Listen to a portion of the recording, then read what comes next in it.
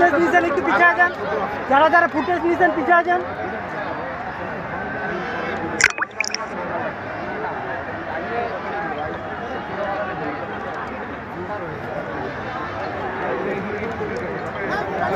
ভাই যারা যারা ফুটেজ নিয়েছেন পিছান, যারা লাইভ করতেছেন তারা থাকুক।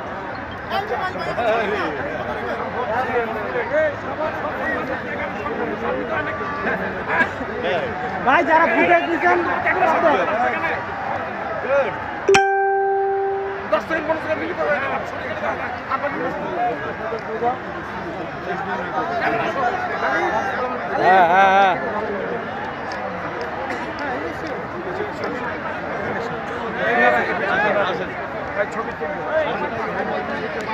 শীতের বিকাল, যেই বিকালে লালমনিরহাট জেলা বিএনপি আজকে আমাদেরকে শহীদ জিয়া স্মৃতি ফুটবল টুর্নামেন্ট একটা ফাইনাল গেমে সবাইকে একত্রিত করে একটা উৎসাহ, উদ্দীপনা এবং আনন্দের পরিবেশ তৈরি করে দিয়েছেন। সেজন্য আমি আজকে সভাপতি এবং এই টুর্নামেন্টের প্রধান পৃষ্ঠপোষক আহসান হাবিব দুলুকে আন্তরিকভাবে মোবারকবাদ জানাই, ধন্যবাদ জানাই এবং অভিনন্দন জানাই। ইতিমধ্যে আমাদের আজকের এই অনুষ্ঠানটি উপভোগ করছেন সুদূর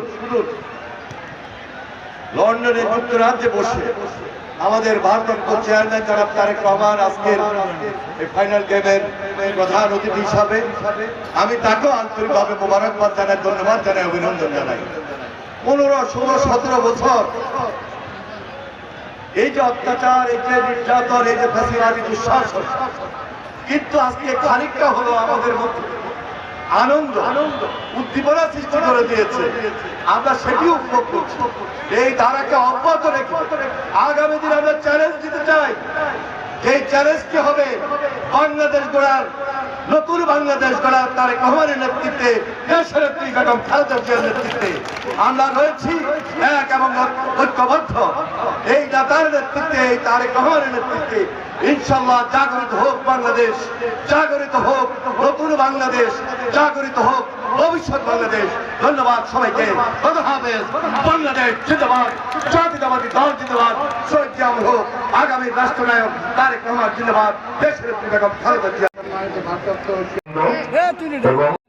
বাংলাদেশ জাতীয়তাবাদী দলের স্থায়ী কমিটির অন্যতম সদস্য মির্জা আব্বাস, বিশেষ অতিথি হিসেবে উপস্থিত আছেন যুগ্ম মহাসচিব শহীদুদ্দিন চৌধুরী এনি, আমাদের পঞ্চগড়ের আজাদ ভাই, শামু ভাই এবং উপস্থিত সম্মানিত দর্শকবৃন্দ।